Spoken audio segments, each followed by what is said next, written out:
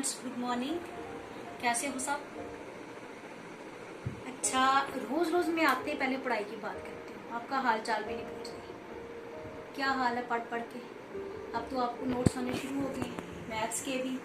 ठीक है, अब जैसे ही हमारी बायोलॉजी का एक चैप्टर खत्म होगा तो आपको केमिस्ट्री के नोट्स भी आने शुरू हो जाएंगे, केमिस्ट्री के लेक्चर भी डालेंगे। हिंदी के भी शुरू हो गया आई थिंक। तो चलो हम तो अपना काम करेंगे, अपने नेक्स्ट टॉपिक पे आते हैं। हमने कल बात करी थी रेस्पिरेटरी सिस्टम की। हमने देखा रेस्पिरेटरी ट्रैक्ट क्या है, रेस्पिरेटरी ऑर्गन्स क्या हैं, लेकिन हमारी प्रोसेस ये कंप्लीट अभी नहीं हुई। एक बार फिर से मैं आपको ले चलती फ्लैशबैक में थोड़ा सा वहां पे। अब देखो, एक ही दिन में मैं आपको इतना सारा नहीं देने वाली हूँ, मैं थोड़ा थोड़ा करके दे रही हूँ ताकि आप घबराओ नहीं, और थोड़े थोड़े पोर्शन में आप लो ताकि आपको आसानी से समझ आ जाए। ठीक है, अगर डोज एक ही बार में हैवी हो जाएगी तो अभी आपका स्टार्ट है तो थोड़ा सा आपको हो सकता है डिफिकल्टी आए, इसलिए थोड़ा थोड़ा थोड़ा थोड़ा करके मैं डोज बढ़ाती जाऊंगी।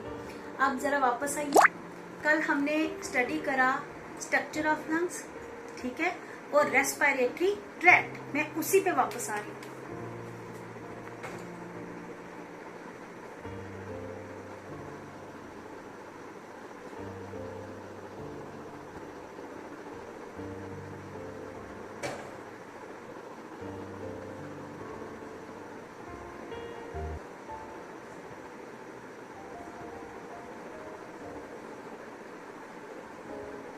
हमने कल बात करी लंग्स की हमने लंग्स की बात करी। हमने बोला कि लंग्स जो है हमारी थोरेसिक कैविटी में सिचुएटेड है, चेस्ट कैविटी में। ठीक है, there are 2 lungs, 1 pair of lung. अब मैंने आपको बोला कि लंग्स जो है, जो हमारा राइट लंग है ये हमारा 3 लोब्ड है, और जो हमारा लेफ्ट लंग है ये 2 लोब्ड है।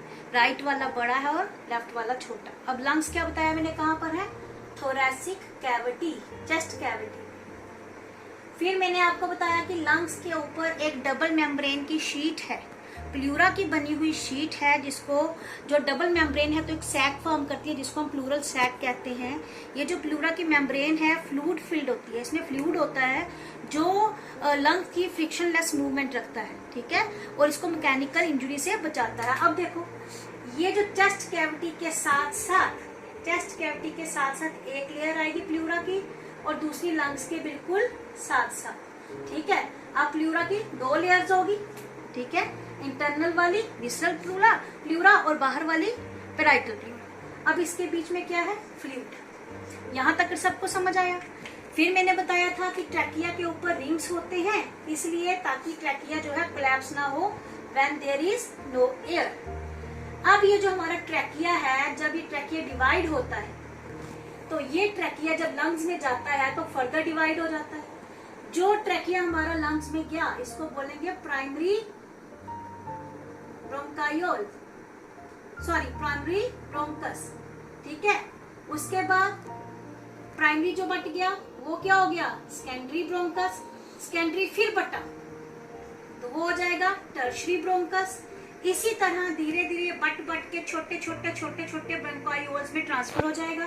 हर एक ब्रोंकायोल के एंड पर एक एल्वियोलाई होगी, और एल्वियोलाई जो है एल्वियोलर डक्ट से जुड़ी होगी। एयर का पाथवे हमने पढ़ा, नेजल कैविटी से फेरिंग्स, फेरिंग से वॉइस बॉक्स, ट्रैकिया से आ गया ब्रोंकस, ब्रोंकस से ब्रोंकायोल, ब्रोंकायोल से आ गया एल्वियोलाई में, और यहाँ पर हमने पढ़ा कि गैसियस एक्सचेंज होगी।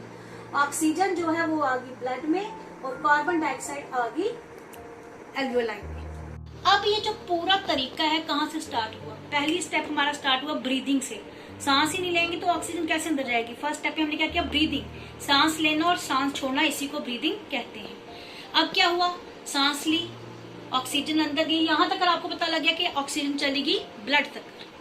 रेस्पिरेशन के स्टेप्स में सेकंड क्या है? देखो 2 बार यहाँ पर क्या हुआ है, बार बार हम बोलेंगे external respiration, internal respiration. External में जो एल्वियोलाई से ब्लड में आई है ऑक्सीजन और कार्बन डाइऑक्साइड एल्वियोलाई में गई, उसको हम बोलेंगे एक्सटर्नल रेस्पिरेशन।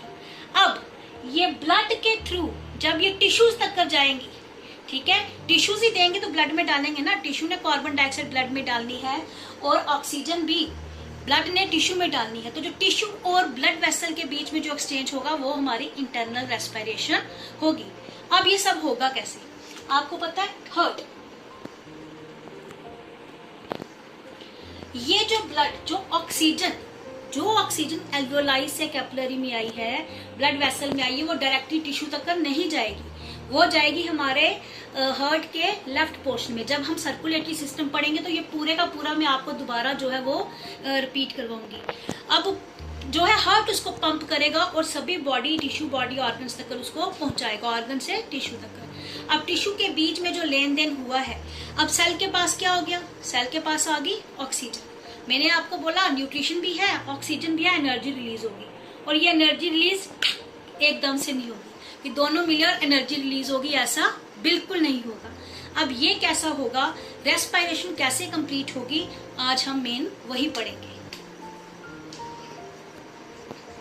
रेस्पिरेशन कंप्लीट होगी 2 स्टेप्स में। एक स्टेप होगा ग्लाइकोलिसिस, दूसरा स्टेप है क्रेब्स साइकिल। इसके लिए आपको ले चलते हैं सेल के पास।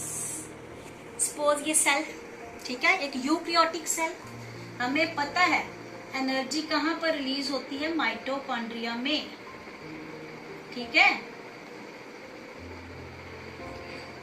अब मैंने बोला सेल के पास पहले किसमें आया, साइटोप्लाज्म। ये क्या है, साइटोप्लाज्म। साइटोप्लाज्म में आ गया ग्लूकोज, साइटोप्लाज्म में ऑक्सीजन भी यहां पर आएगी, ठीक है। लेकिन साइटोप्लाज्म में क्या होगा, ग्लूकोज की जो स्लो ऑक्सीडेशन है, धीरे धीरे धीरे धीरे जो ग्लूकोज है वो ब्रेक डाउन करेगा, एकदम से एनर्जी रिलीज नहीं होगी। सबसे पहले साइटोप्लाज्म में ग्लूकोज ब्रेक डाउन होकर बनाएगा पायरुविक एसिड। क्या बनाएगा, पायरुविक एसिड। अब ग्लूकोज से पायरुविक एसिड बनने तक का 10 स्टेप्स हैं, डायरेक्ट नहीं होगा। ग्लूकोज जो है टूटेगा, इसके साथ इसकी फास्फोराइलेशन होगी, फास्फेट मिलेगा, इसके फ्रक्टोज बनेंगे, यहाँ से कार्बोक्सिलिक एसिड बनेंगे, कीटोन्स। लेकिन ये बातें आपको मैं इसलिए अभी यहाँ पे डिस्कस नहीं करने वाली, क्योंकि ये जो मैं बोल रही हूँ, जो वर्ड्स ये आपने सुने भी नहीं होंगे अभी तक। 10th में पहले आप केमिस्ट्री का जब ये चैप्टर पढ़ोगे, उसके बाद मैं आपको ये पूरा जो है साइकिल वो समझाऊंगी, क्योंकि ऐसे आपको ये केमिकल समझ में आने वाले नहीं है। तो हम अपने 10th के लेवल तक कराएंगे, और यहाँ से बताती हूँ कि ग्लूकोज से पायरुविक एसिड बनने में 10 स्टेप्स फॉलो किए जाते हैं, ठीक है। अब ये पायरुविक एसिड जो है, ग्लूकोज जो 6 कार्बन है और ये 3 कार्बन के 2 बनाएगा, 2 मॉलिक्यूल ऑफ पायरुविक एसिड।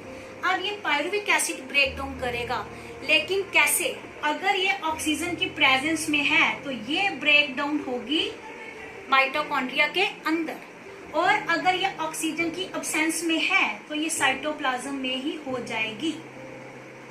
अब ये स्टेप समझने के लिए साइटोप्लाज्म में क्यों और माइटोकॉन्ड्रिया में क्यों, अब हम दोबारा आएंगे रेस्पिरेशन पर और काइंड ऑफ रेस्पिरेशन। मैंने स्टार्टिंग में बात की थी एरोबिक और अनएरोबिक रेस्पिरेशन की। रेस्पिरेशन 2 तरीकों से होती है, ऑक्सीजन की प्रेजेंस में भी होती है और ऑक्सीजन की अब्सेंस में भी होती है। जो ऑक्सीजन की अब्सेंस में होगी वो होगी साइटोप्लाज्म के अंदर, वो सिर्फ साइटोप्लाज्म के अंदर होगी। लेकिन जो होगी ऑक्सीजन की प्रेजेंस में वो होगी माइटोकॉन्ड्रिया में, ठीक है। अब फर्क क्या है, जब रेस्पिरेशन हो रही है ऑक्सीजन की प्रेजेंस में तो large amount of energy will be released, लेकिन उसकी एब्सेंस में very small amount of energy will be released. अब हम देखेंगे कौन कौन से तरीके हैं जिनमें ये ग्लूकोज ब्रेक डाउन होगा टू लिबरेट एनर्जी, ठीक है। अब पहले हम यहाँ पे बात की थी ना, मैं ग्लाइकोलिसिस की, दोबारा पीछे आते हैं।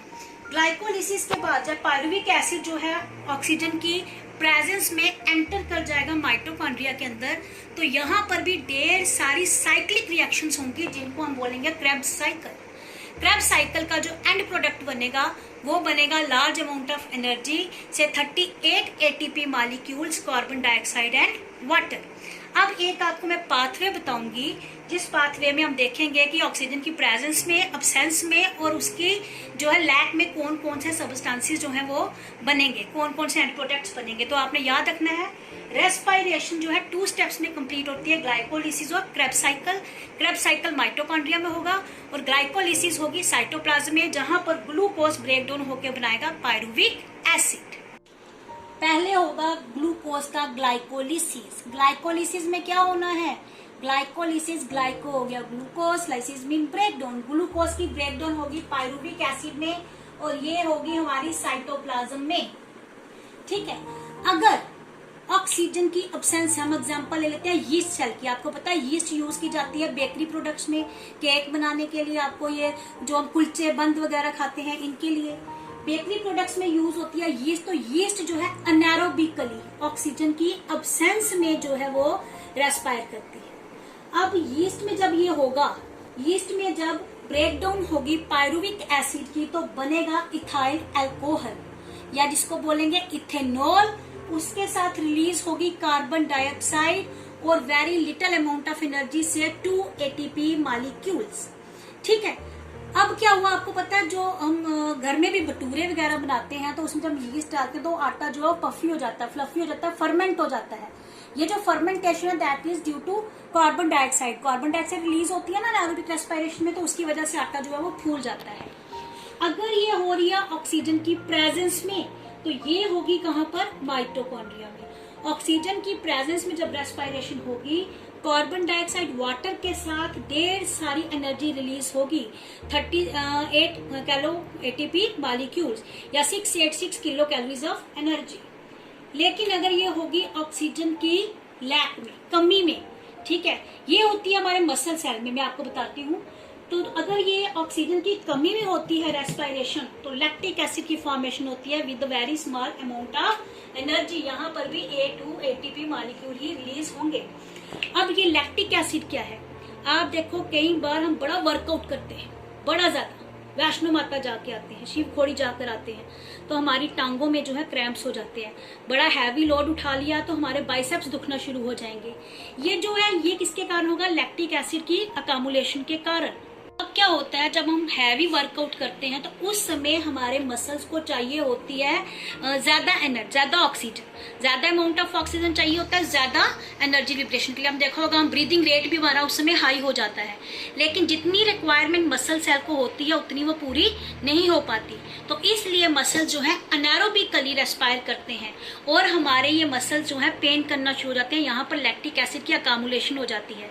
फिर धीरे धीरे अगर हम मसाज करें तो 1-2 दिन के बाद ब्लड का फ्लो जो है वो नॉर्मल हो जाता है और ये जो क्रैम्प्स वगैरह होते हैं, हमारे मसल में जो दर्दें होती हैं, ये अपने आप ठीक हो जाती हैं। तो मसल सेल जो है वो भी अनएरोबिकली ही रेस्पायर करेंगे। बेसिक डिफरेंस क्या है एरोबिक और अनएरोबिक में, मैंने बोला एरोबिक रेस्पिरेशन होगी ऑक्सीजन की प्रेजेंस में और अनएरोबिक होगी ऑक्सीजन की अब्सेंस में या उसकी कमी में। ठीक है, अब ये जो ग्लूकोज का पायरुवेट में चेंज होना है, ये दोनों केसेस में होगा, एरोबिक रेस्पिरेशन में भी और अनएरोबिक रेस्पिरेशन में भी। लेकिन जो large amount of energy release होगी उसके लिए ऑक्सीजन जो है वो जरूरी है, वो ऑक्सीजन की प्रेजेंस में ही होगी। ठीक है, दूसरा फर्क, जो ग्लूकोज है वो कंप्लीटली ब्रेक डाउन हो जाएगा इन एरोबिक रेस्पिरेशन, लेकिन पार्शली ब्रेक डाउन होगा अनएरोबिक रेस्पिरेशन में। अनएरोबिक रेस्पिरेशन टॉक्सिक हो जाती है कई बार और एरोबिक जो है वो टॉक्सिक नहीं होती। एरोबिक का एंड प्रोडक्ट क्या बोला मैंने, carbon dioxide, water and energy, और अनएरोबिक का लैक्टिक एसिड या इथेनॉल, एनर्जी तो कार्बन डाइऑक्साइड। इथेनॉल के केस में मसल सेल में सिर्फ एनर्जी और लैक्टिक एसिड की प्रोडक्शन ही होगी, वही रिलीज होंगे।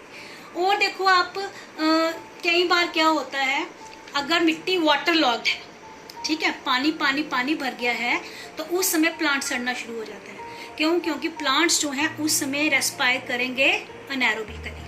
ठीक है, तो वो अनएरोबिक रेस्पिरेशन जो है प्लांट के लिए उसमें टॉक्सिक हो जाएगी। अब चाहे प्लांट सेल है चाहे एनिमल सेल है, ठीक है, जो हायर यूकैरियोटिक सेल हैं वो सारे एरोबिकली ही, मैक्सिमम जो है हायर ऑर्गेनिज्म एरोबिकली ही रेस्पायर करते हैं। लोअर ऑर्गेनिज्म और कुछ केसेस में जैसे मसल सेल मैंने बोला है, यहाँ पर अनएरोबिक रेस्पिरेशन होगी। अब अगर हम बात करें प्लांट्स की, तो प्लांट्स के पास कोई भी स्पेशलाइज्ड ऑर्गन्स नहीं है गैसियस एक्सचेंज के लिए, जैसे कि ह्यूमन के पास है। हमारे पास वेल डेवलप्ड रेस्पिरेटरी सिस्टम है, ऑर्गन्स है, लेकिन प्लांट्स के पास ऐसा नहीं है। इसलिए प्लांट्स का हिस्से जो है अलग अलग पार्ट्स अलग अलग तरीके से गैस एक्सचेंज करते हैं। जैसे हम बात करें प्लांट्स के लीव्स की, तो लीव्स में क्या है, स्टोमेटा, वो स्टोमेटा के थ्रू करते हैं। यंग स्टेम्स जो हैं वो भी स्टोमेटा के थ्रू करते हैं। जो रूट हैं, जो यंग रूट्स हैं, हमें पता है रूट्स के ऊपर रूट हेयर होते हैं और ये रूट हेयर जो है वो सॉइल पार्टिकल के टच में होते हैं। तो सॉइल के पार्टिकल्स की जो ऑक्सीजन है, सॉइल और एयर की ऑक्सीजन, उसको वो कंज्यूम कर लेते हैं।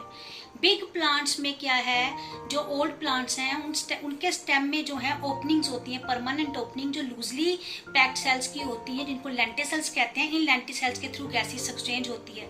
ये जो है लेंटिसेल्स के थ्रू जो है गैस पास हो जाती है अंदर और डिफ्यूज आउट भी होती है। अब बात क्या है, ये तो गैस एक्सचेंज तो अलग अलग रीजन से होगी, रेस्पायरेशन का रेट भी अलग अलग रीजन पे अलग होगा। फॉर एग्जाम्पल जो ग्रोइंग टिप्स हैं, रूट्स की, शूट्स की, बड्स पोर्शन, फ्लावर पोर्शंस, यहाँ पर रेस्पायरेशन फास्ट होगी। और जो मैच्योर रीजन्स हैं वहां पर रेस्पायरेशन का रेट जो है वो स्लो होगा। लेकिन रेस्पायरेशन की प्रोसेस जो है उसी तरह 2 स्टेप्स में कंप्लीट होगी, ग्लाइकोलिसिस में और क्रेब्स साइकिल में। ठीक है, अब फर्क क्या है? फर्क सिर्फ इतना है कि जो प्लांट्स हैं वो फिक्स्ड हैं, उनकी रेस्पायरेशन जो है स्लो इसलिए है क्योंकि उनका एनर्जी रिक्वायरमेंट कम है एज कंपेयर टू ह्यूमन। और ह्यूमन में रेस्पायरेशन जो है वो फास्ट है क्योंकि हम जो है हर समय काम करते हैं, हर काम के लिए एनर्जी चाहिए, तो हमारा जो है ऑक्सीजन रिक्वायरमेंट हाई है।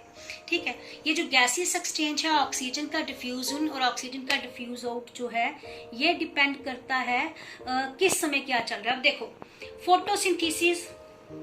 फोटोसिंथेसिस जो है वो होती है डे टाइम में। फोटोसिंथेसिस की प्रोसेस हो रही है डे टाइम में, लेकिन रेस्पायरेशन चलेगी ऑल टाइम। रेस्पायरेशन जो है वो हर समय होगी, हर एक सेल में होगी, जबकि फोटोसिंथेसिस सिर्फ ग्रीन में है ना, क्लोरोप्लास्ट जहां पर है वो ग्रीन पार्ट्स ऑफ प्लांट में होगी, और रेस्पायरेशन हर एक लिविंग सेल में होगी।